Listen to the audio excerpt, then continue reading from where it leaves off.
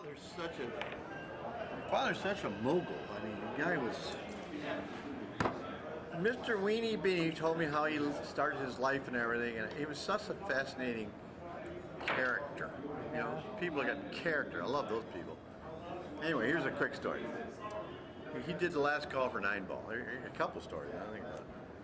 We're in last call for 9-ball in 1987. We're in Atlantic City, New Jersey, and there's 439 players, 437 players. Hugest tournament I've ever been to. 40 tables and 4 practice tables. 3-piece slates. Weenie Beenie was the promoter. Jack Johnson was the representative of the casino. Right. And the security went nuts. When all of a sudden these pool players showed up with all these cases, they went nuts. Anyway, Weenie Beenie, and I said to Weenie Beenie, I said, look, Weenie, I said, you know, this is something new. It's never been seen before in the history of sport. Let's do something about that. That's a good idea. He said, well, what do you want to do? I said, well, let me get a table. I'll put a cover around it. We'll bring the table out into the playing surface where Pat Fleming was the tournament director. And I put a couple of, that was when the first time when the balls came out to test them, to know the timing. Because I was working in a television truck. They put me in a television truck and they said, geez, we don't have enough tape for this deal. And so, I'm switching stories back and forth, God forgive me. So, that's okay, Guido. Weenie says, do that, Guido. I said, okay. So I go do that, right? And Pat Fleming comes over and sees this whole thing. Who did this? I said, well, I did this.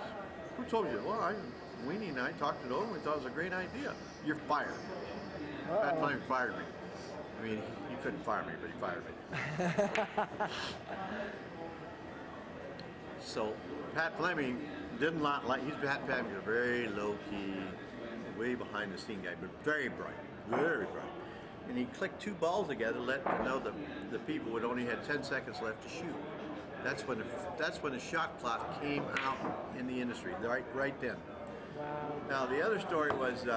Well, wait. What was it that you did exactly? Well, I set that all up for the television cameras to show people here's something brand new. It came out and it was very successful. It happened, you know, and they, to this day they have 30 seconds on the ladies and 45 seconds on the men. That's where it all started, 1987. Yeah. Wow. So now comes. Let's see. That was the television truck. Oh, now here's a funny story. When we're after the tournament, I go home and Weenie Beenie took us to his house. Mm-hmm. Very, very gracious man.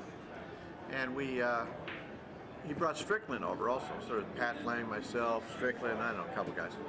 And they started playing pool. And all of a sudden I hear whack, boom, boom, boom, boom, boom, boom, whack, boom, boom, boom, boom, boom, all night long. And I went to bed, and all night long I kept hearing these balls, you know. It was just running out. I don't know what the game was, but Strickland and Weenie Beenie went at it. It was a nightmare listening to these balls going in all night. But he was, and then he sent me. I'll switch gears. What house was this? Where were you? At his house. Which one? In Myrtle Beach? Yes. Oh. I couldn't name an address, but Pat would know. But that was in Myrtle Beach. I know it was Myrtle Beach. And then we. Because Earl told me about that story over here. Who did? Earl. Same story? Yeah, it's funny. And he said that basically, well, Dad had him. He had 5,000. Dad had him 4,000 down. And then after that, he ended up taking it all back and losing. My dad lost 7,000. So that's why they kept playing. All night long, you heard these balls back and forth, back and forth. Oh God! He said it was a 10-hour ordeal. It was all night long. And then they slept. I went to bed. And then they slept for a couple hours and then went and played golf. Did you play golf? Who, me? Yeah. No. But here's the story where I think when I was at his house, I saw this. Or I called him up and he sent me, no charge, open account, a Bella Bushka. It was just beautiful. When I got it, I just ran downstairs, couldn't wait to play with it. I didn't like it, but I bought it anyway because I knew I could sell it and make money on it. So I sent him his $1,000, whatever was the price, I don't remember. But I thought for him to do that was splendid. Win with Gwen. Of course, I had Pat Fleming as a. Win with Gwen. Hi. Hi, hang on. You know any good Weenie Beanie stories? She's collecting stories from her father, and just for prosperity, whatever. Posterity. Thank you, Gwen. And for I would for say Mom, that's Vicky, Scott. before my time, but it Yeah. really wasn't. But I wasn't in the East Coast pool players. Yeah, as that's much. true. You'd have to be in the East Coast. You know, I remember seeing him play over in Las Vegas when they had the championships. But just like everybody else, everybody couldn't beat this one guy there.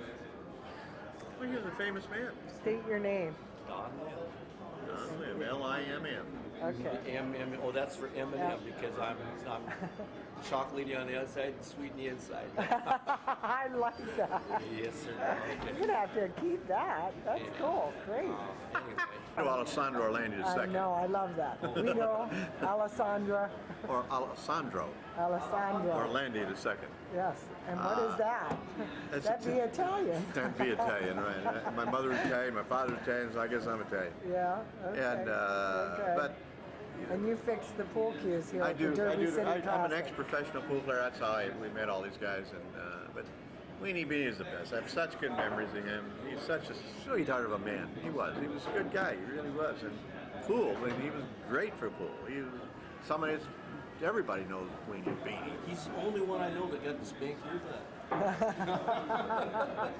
Well, that's your claim to And fame. wipe it. But I'm from right now. I'm from Upper Peninsula, Michigan. I build cues. I'm retired from competition, and but I played in the pros.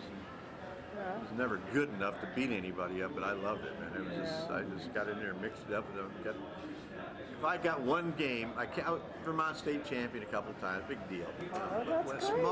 a small pond, a small fish, big fish in a small pond. That's But when I good. went to pros, there was a small fish in a big pond. Yes, absolutely. And I got beat up pretty bad, but for at least a year I got beat up pretty good.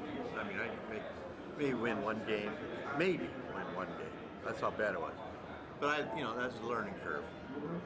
But I loved it. It's something that I would do it all over again. $24,000 cost me 1 year to travel in the pros. Wow. Tournament fees, food, lodging, blah blah blah blah.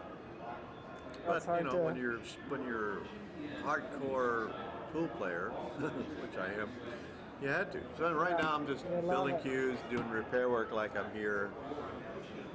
And I've got inventions that I'm doing right now, some inventions I come up with. It looks pretty good, so we'll see. You like pool inventions? Yeah, I'm a Cool. starving artist right now, but I'd like to be less starving. And so anyway, that's the only thing I mean, there's other stuff, but right now those are things that come to me about your father that, that I think should be told to people, because he was one of the cornerstones. He was one of the cornerstones of the industry as a player and a gambler, and he was kind to people, and people loved him. Most people loved him that I know of. So good for you, Gwen.